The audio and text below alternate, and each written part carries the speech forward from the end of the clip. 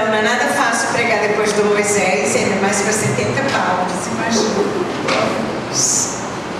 Mas tem coisas na vida da gente que a gente nunca imagina que vai acontecer e acaba acontecendo. É verdade, Patrícia?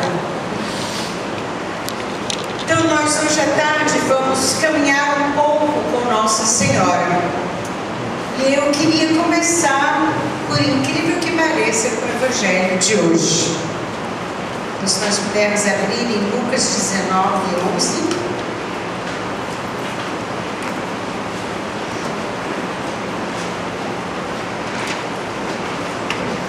O Evangelho que com certeza vocês já usaram para homilia, pelo menos umas 15 vezes, né? Dependendo dos anos de pátria. Mas eu ofereço hoje uma partilha da minha Lécio. Não tenho nada para dar a vocês, a não ser aquilo que Deus me deu na oração. E vou colocar isso para vocês.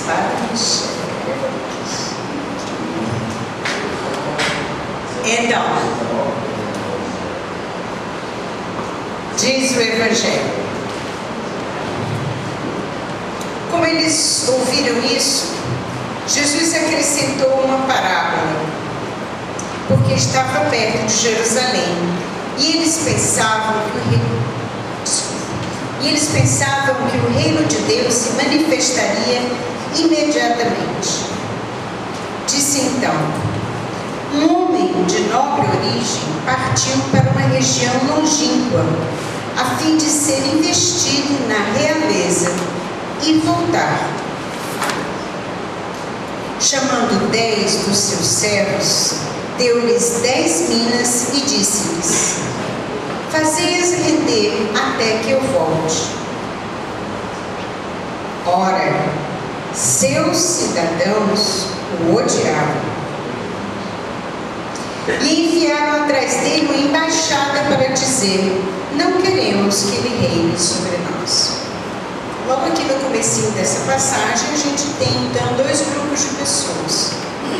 O grupo dos cidadãos, né, as pessoas comuns da cidade que odiavam aquele homem que ia ser instituído na realeza, e o outro grupo dos servos do nobre, do homem, do Senhor, que ia ser investido na realeza. Eram dois grupos aparentemente bem distintos. Os servos dispostos a servir e os cidadãos totalmente indispostos sequer a pensar que ele pudesse vir a tornar-se rei. E ele confia as suas minas, o seu dinheiro, para usar a tradução do lecionário, ele deu o seu dinheiro, confiou o seu dinheiro aos seus servos. Não aos cidadãos, mas aos servos. Não aos que odiavam, mas aos que o amavam. Não aos que não estavam dispostos a obedecer, mas aos que tinham disposição de obedecer a qualquer coisa que ele fizesse. E ele deixou uma ordem bem clara, né? Ele disse: fazei-as render. Aqui 10 minas, aqui 100 reais, e façam essas minas render. É essa ordem que eu dou para vocês. E vocês façam essas minas render. Não dou outra ordem. Não é essa ordem clara. Façam essas minas render. Não estou dando essas minas para o sustento de vocês, não estou dando essas minas para vocês darem de esmola, estou dando essas minas para que vocês façam essas minas render. O nobre, então, o futuro rei, tinha um plano com essas minas, né? Que o Evangelho não vai dizer qual é, mas evidentemente ele tinha um plano bem específico que precisava que aquelas minas rendessem, para que ele colocasse o seu plano em atividade. Aí vamos à segunda parte. Quando ele regressou, após ter recebido a realeza, mandou chamar aqueles servos aos quais havia confiado dinheiro para saber o que cada um tinha feito render. Ele não queria saber o que cada um tinha feito no dia. Ele queria saber quanto tinha rendido. Novamente, bem específico. Apresentou-se o primeiro e disse: Senhor, tua mina rendeu 10 minas. Muito bem, servo bom. Uma vez que te mostraste fiel no pouco, recebe autoridade sobre 10 cidades. Interessante. A gente sabe, né, que nos sinóticos tem versões parecidas, evidentemente, que nós sabemos. Mas aqui ele deu autoridade a esse rapaz, a esse servo, partilhou com ele a sua autoridade, partilhou com ele o seu governo, partilhou com ele a sua realeza, vamos dizer assim, mandou que ele então tivesse poder e autoridade sobre 10 cidades. Veio o segundo e disse: Senhor, tua mina produziu 5 minas. E a este ele disse: tu também fica à frente de 5 cidades. Novamente o rei partilhou com ele a sua autoridade, partilhou com ele o seu domínio, o seu poder, a sua realeza. Aí veio o pobre coitado, né? Veio outro e disse: Senhor, eis aqui a tua mina, que eu depositei. O Senhor ficou esperando num banco, numa casa lotérica, numa agiota, em alguém que fizesse render num lenço. Mas, Senhor, era um lenço lindo, um lenço de seda, brocado, da Síria. A Síria tinha os mais belos brocados. Depositei lá, fantástico, Jesus, fantástico. Aliás, fantástico, Senhor. Eu comprei esse lenço muito bem tecido, muito bem trabalhado. Peguei a tua mina e depositei lá. Ele usa mesmo o verbo depositar. Porque eu tive medo de ti. Eu não te amei. Eu não arrisquei. Eu não dei minha mão à palmatória. Não dei minha cara à tapa. Não me arrisquei em empregar a tua mina, não me arrisquei em pegar o teu dinheiro e fazer um negócio, depois não dava certo, depois as coisas iam mal, depois eu não ia ter as 10 minas para te devolver. Aí eu fiquei com medo, tive medo de ti, não te amei. Porque o amor expulsa o temor, né? Eu não te amei, não te amei. Amei mais a mim mesmo, Jesus, ó Senhor. Amei mais a mim mesmo, tu que és o rei, mais a mim do que a ti. Me preocupei mais comigo do que contigo. Me preocupei mais com a minha boa fama do que com aquilo que tu ias querer fazer com que rendesse da mina. Me preocupei mais com a minha imagem, porque sabe, Senhor, tem um conselho presbiteral atrás de mim. Olha, Jesus, porque você nunca teve um conselho presbiteral atrás de você. Teve 12 apóstolos que te deram trabalho, mas o conselho presbiteral, uma pastoral do dízimo, Senhor, a pastoral de casais, a pastoral de jovens, Senhor, a pastoral da promoção humana dos pobres. Não, Jesus, isso você nunca teve, por isso que você teve coragem de me pedir esse negócio. Eu tive medo, não te amei bastante. Porque quem ama arrisca, mas eu não quis arriscar. Quem ama dá a cara a tapa, quem ama passa ridículo. Mas eu, Senhor, sabe, né? Melhor a gente ser precavido. Eu tenho medo de ti, porque dizem que tu és um homem severo. Eu fui procurar no grego, a palavra no grego é austero. Tu és um homem austero, tu és um homem severo. E olha o que ele diz: tomas o que não depositaste e colhes o que tu não semeastes. Olha a visão que esse servo tem de Deus. Ele é servo, olha só. Ele não está no grupo dos cidadãos que odiavam ao Senhor. Ele está no grupo dos servos. mas olha a imagem que ele tem de Deus. Tu és austero, tu és severo. Outra tradução do grego, justo. Tu és justo, tu fazes justiça. E tu pedes aquilo que não destes e recolhes aquilo que não semeaste. É porque Jesus é muito educado. Porque a resposta que eu daria se eu fosse Jesus, e graças a Deus que eu não sou, né, para a felicidade da humanidade, eu teria dito assim: claro, tudo é meu, fui eu que fiz tudo. Eu tenho direito de pegar o que eu quiser na hora que eu quiser. E daí? Isso não é razão para você ter medo. Isso é razão para você agradecer, para você louvar, para você se humilhar, para você se colocar nas minhas mãos, para você me amar tanto ao ponto de se arriscar por amor a mim. Que de fato, eu peço, eu recolho onde eu não semeei. Lembra da parábola da figueira? Jesus chegou para quis o fruto da figueira quando não era tempo de figo. Não era tempo de figo. Eita, que vocês devem sofrer, né? Para explicar isso para o povo. É meu, a mina é minha, os campos são meus, tudo que existe é meu. Eu realmente recolho onde não semei. Quem semeia é você, não sou eu. Você observa. Eu faço crescer, você faz o favor de semear, porque foi isso que eu pedi a você, que você empregasse as minhas minas em alguma coisa boa para render mais dinheiro. Aí ele disse: servo mau, julgo-te pela tua própria boca. Que dava toda uma reflexão, né, sobre o julgamento e a misericórdia, mas a gente vai deixar para depois.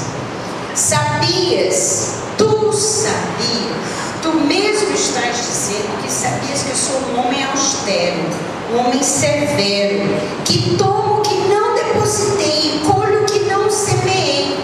Isso é papel teu e não é papel meu. Porque então não confiaste o meu dinheiro a um banco?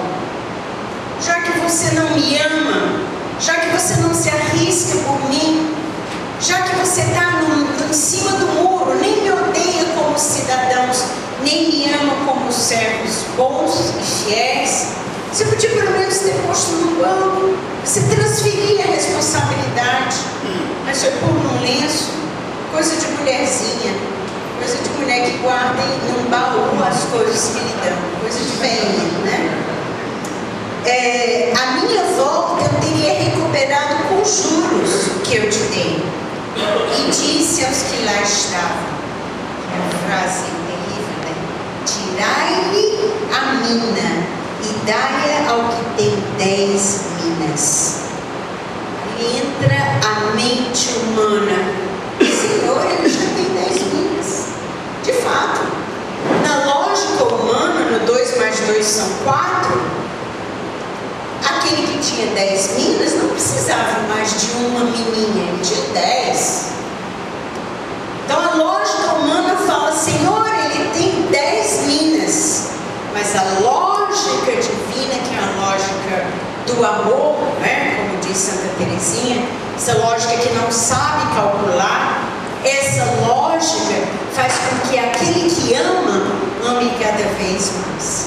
Aquele que ama tem o seu amor correspondido por Deus, amando cada vez mais. E aí, a palavra final: digo-vos, a quem tem será dado, mas aquele que não tem será tirado, até mesmo o que tem. Quanto a esses meus inimigos, que não queriam que eu reinasse sobre eles, trazei-os aqui e trucidai-os em minha presença. Não me amaram, me odiaram. E tu, servo infiel, servo não tão bom, me amaste pouco.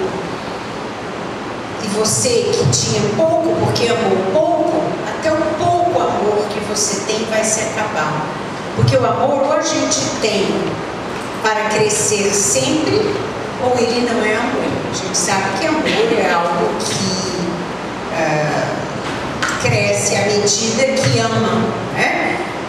Santo Agostinho, a recompensa do amor é o próprio amar, né? O ato de amar é a recompensa do próprio.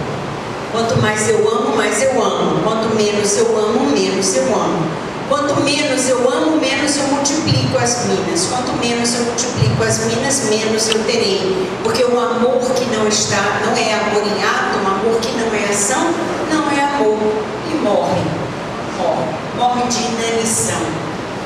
Morre porque não reza. Morre porque celebra mecanicamente. Morre porque se encerra dentro de uma casa em depressão. Morre porque não tem coragem de amar mais e mais e mais e mais. Mas em mim me disseram que era outro tema. Pois é, para mim também me disseram. Mas hoje, quando o padre proclamou o Evangelho na missa, a coisa veio brá na minha cabeça. E tem tudo a ver com o nosso tema de hoje. Que é... Ai, acho que eu tenho medo de dizer, glória a Deus. A cura interior.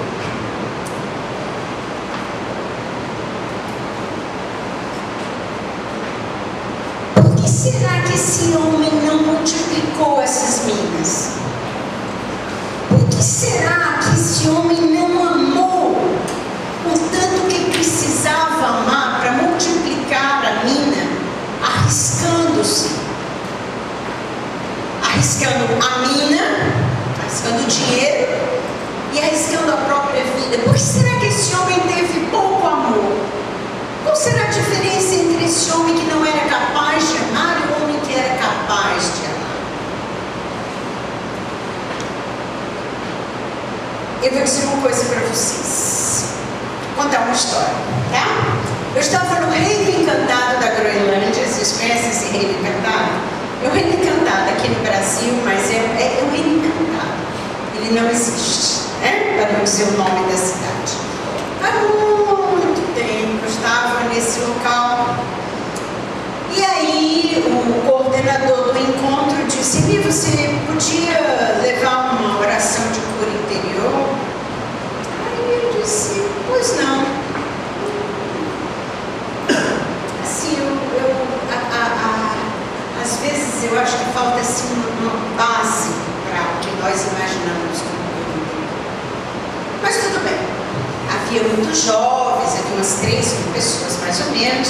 Então peguei o microfone e disse: a pessoa tal me pediu para fazer uma oração de cura interior. Em nome do Pai, do Filho, do Espírito Santo.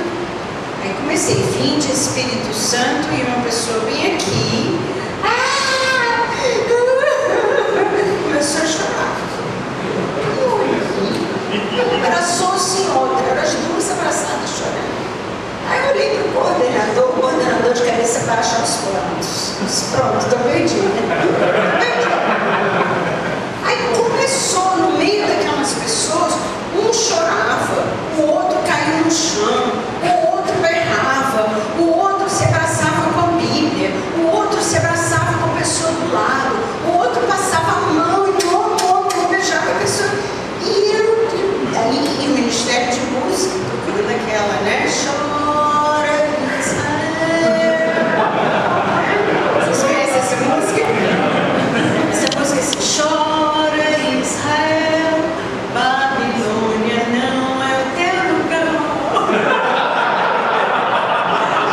Oh, perfeito. Eu mandei o Ministério parar. Pedi ao Senhor que me desse dom de autodomínio daqueles que eu certamente não teria por mim mesma, e disse: vamos parar de chorar. As duas criaturas aqui continuaram chorando. Eu larguei o microfone, desci do palco e disse: pare agora, pare de chorar agora. Não quero mais um gemido, uma lágrima, você não é um bebê, pare de chorar. Claro, todo mundo ficou com o olho arregalado. O coordenador quase que precisava de oração de libertação, ele nem cura interior mais. Eu era tão chocada. Mas eu parei com aquela história, porque essas pessoas não entendem lufas como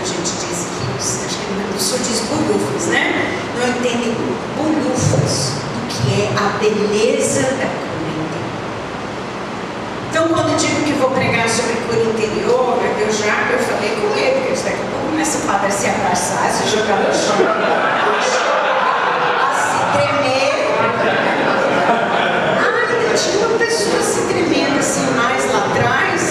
Eu vi a menina com as pernas assim esticadas na cadeira, né? Se tremendo.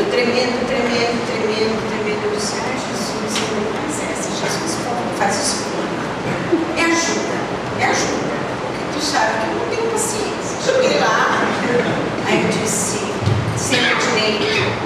Nesse ponto, sente direito. Aí ela se tremendo, eu disse, sente direito. Continua a se tremer, viu o crachá dela, fulana, sente direito agora. Deixa de fazer espetáculo. Se sente direito. Aí tem uma palestra sobre cura interior, que é cura interior, o que a igreja entende, o que o Evangelho diz sobre cura interior. Eu não estava preparada, como não estou hoje, mas dentro da minha limitação. E aí sim, depois começamos uma oração com cura interior. E eu disse logo no Ministério de Música, se tocar Chora Israel, eu mato vocês. Eu quero uma música animada. Uma música, os animaizinhos, eu disse, não. Eu quero uma música de louvor. E aí então, com uma música de louvor, pelo que o Senhor estava fazendo, e alegremente pelo que o Senhor iria fazer, nós fizemos oração de cura interior, sem tremelique, sem quedas no chão, sem abraços e beijos realizados e coisas do tipo que me pouco, como nós dizemos aqui no Ceará. Mas me veio que, depois de nós vermos essa parábola, né, das minas, como a gente conhece, aonde um dos servos que amava o Senhor, que estava com o Senhor, não foi capaz de amá-lo. A gente vê que cura interior é uma questão de estar pronto a ordenar a sua vida para amar ou não. Claro, eu não conheço esse homem, né, da parábola. Ele pode ter sido impedido simplesmente pelo pecado, pela avareza. Ele pode ter uma doença mental profunda, um problema de, sei lá, epilepsia. Ele pode ter um problema, não interessa, mas esse homem também pode ter sido incapaz de amar por falta de cura interior. Eu gosto sempre de pensar em Nossa Senhora quando eu penso em cura interior. Tem uma frase de Francisco aqui no Evangelho Gaudium que para mim é a frase mais bonita que ele já disse na vida dele. Vocês com certeza vão encontrar outras, mas essa para mim é primorosa. Ele diz: Maria é aquela que sabe transformar um curral de animais na casa de Jesus, com os pobres paninhos e uma montanha de pedra. É linda essa frase. Maria é aquela que é capaz, que sabe transformar um curral de animais na casa de Jesus, com os pobres paninhos, uma montanha de pedra. Nossa Senhora, nós conhecemos, não é? João 19, 25 e seguintes, quando João, ou Jesus, entregou, mãe, eis aí o teu filho, eis a tua mãe. Eu sempre digo que João levou a maior vantagem e Nossa Senhora a maior abacaxi. Por quê? Ela pegou 12 apóstolos e os discípulos de Jesus, feridos, chagados, traumatizado, em estado de choque, medrosos, inseguros, incapazes de se arriscar, incapazes de continuar andando, incapazes de esperar. E Nossa Senhora teve então que juntar os paninhos dela, os paninhos do menino Jesus, e um monte de ternura para lidar com esses discípulos, para lidar com esses apóstolos e fazer com que eles se tornassem, pelo poder do Espírito Santo, capazes de amar, capazes de arriscar, capazes de dar a vida, capazes de amar sempre, capazes de não esconder minas, capazes de não negar a Jesus a doação da vida inteira. E isso não só naquele tempo, mas para sempre, para sempre, para sempre. Em Romanos, São Paulo diz que os dons de Deus são irrevogáveis. Deus não volta atrás dos seus dons. A maternidade espiritual de Nossa Senhora para com a igreja e para com os sacerdotes, recebida ali na cruz, é para sempre, para sempre, para sempre, para sempre. Por isso é por ela que a cura interior vem. É por ela que clama o Espírito Santo, que os covardes, os medrosos, os traumatizados, eu não gosto de usar essa palavra porque parece um pouco psicologizante, mas vocês entendem o que é uma pessoa traumatizada, uma pessoa batida, uma pessoa amassada, uma pessoa ferida, uma pessoa cheia de roxa, né? Ela até hoje é capaz de fazer essa transformação. Mas me diz uma coisa, o que é a cura? Diz aí para a pessoa do teu lado. Que invenção é essa da renovação carismática? Ai meu Deus, ainda é essa. Vai lá.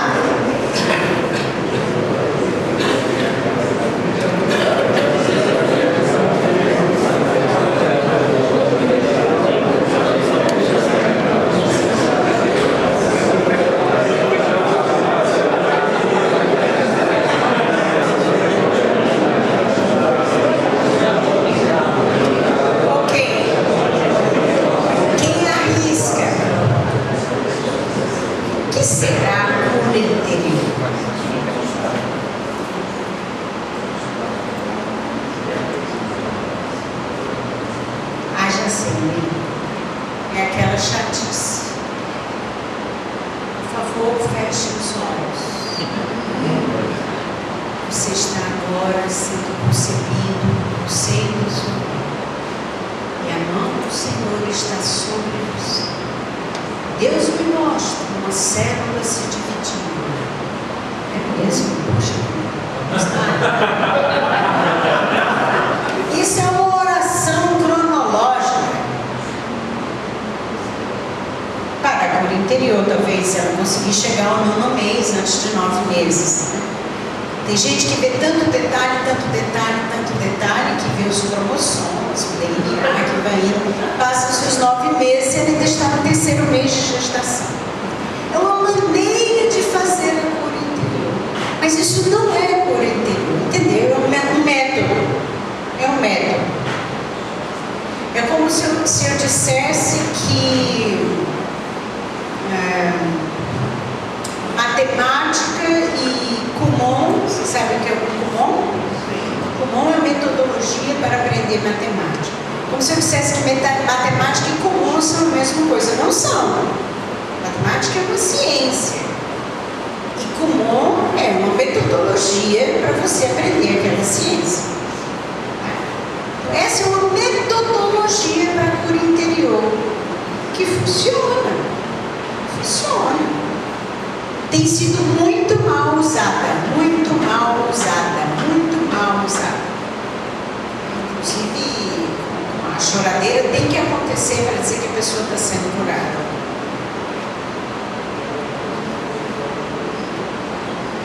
Cura interior é uma graça de Deus que vem independente dessa oração tradicional ou não. Há outras metodologias para a cura interior. Inclusive amanhã nós vamos ver uma metodologia que o cardeal Bergoglio utilizou. Muito interessante. É uma graça de Deus que te recompõe humanamente, te recompõe como homem inteiro, na tua psique, na tua mente, no teu corpo, no teu espírito, no teu convívio social, no teu relacionamento com Deus, com os outros, com você mesmo, com as coisas, com a natureza.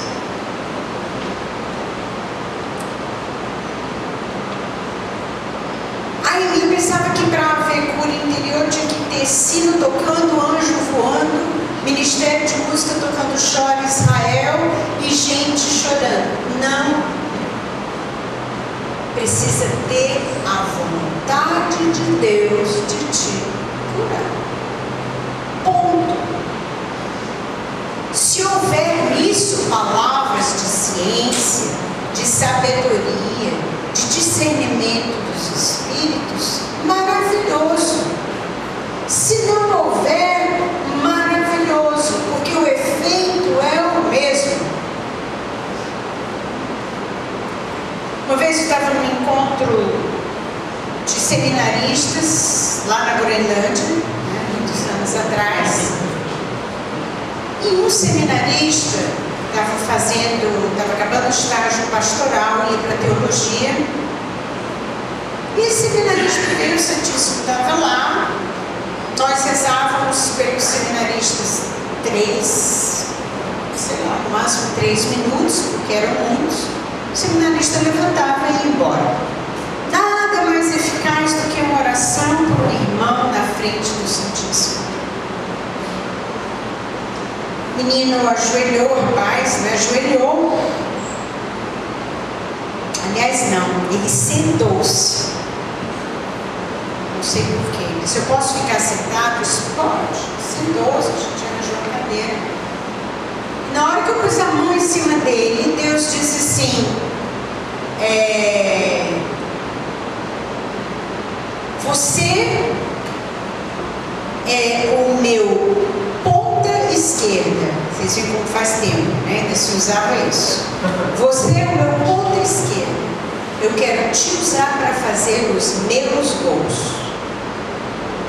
Meu Deus, não dá para dizer outra coisa, Jesus? Tipo assim, eu te quero como sacerdote para sempre, segundo a ordem de Melquisedeque. Não dá para ser assim, mas não. Você é o meu ponto esquerdo, eu quero você fazendo os meus gols. Aí eu disse, né? E esse menino caiu, literalmente. Ele não se mexeu, ele não. Depois ele começou a chorar, mas aí passou-se. Aí vieram outros, e veio um seminarista, ajoelhou-se, todo contrito. E aí a gente rezou por ele, nada. Jesus, uma palavrinha para esse pobre, nada. Se eu vou já inventar uma coisa aqui, nada. Aí eu disse, eu e a outra pessoa, eu olhava para a outra pessoa, fazia assim, ela fazia assim. E agora? Aí eu disse, meu filho, vai em paz, eu sou de tal, não precisa da palavra de ciência para Jesus te curar, o Senhor é todo poderoso.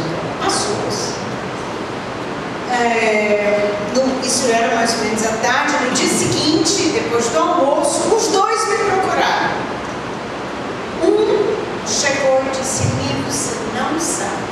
Estou com medo que seja da turma de alguns de vocês. Se for, cala a boca. Se estiver aqui, estou perdida mesmo, né? Então ele disse: você não sabe. Eu não ia voltar para a teologia, porque o time da minha terra, o nome da terra dele, estava me contratando candidatando para ser meia esquerda, ponta esquerda, meia esquerda, para ser meia esquerda, ponta esquerda, sei lá, não sei que era alguma coisa da esquerda, do time de futebol da minha cidade. E eu estava disposto a sair do seminário e aceitar. Poxa, que cura interior! Não, que palavra de ciência! Aí eu disse, e você? O que você vai fazer? Semi, depois de uma palavra dessa, tu nunca me viu na tua vida. Claro que eu sou sacerdote. Eu disse, yes! Que cura interior! Deu para entender? Não, a cura interior foi ele decidir-se. Depois havia algumas questões na vida dele, que a gente conversou, e tudo vai fazer ele decidir-se pelo sacerdócio e não pelo meia esquerda, sei lá, ponta esquerda.